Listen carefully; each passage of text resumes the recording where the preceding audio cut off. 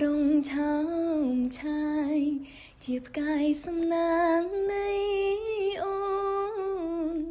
ផ្កាបេះដូងសូមថែជាប់ក្នុងដៃបងប្រគល់ផ្កាស្លាពិតជាមានតម្លៃមានន័យចាប់ដៃគ្នារក្សាថែម្ចា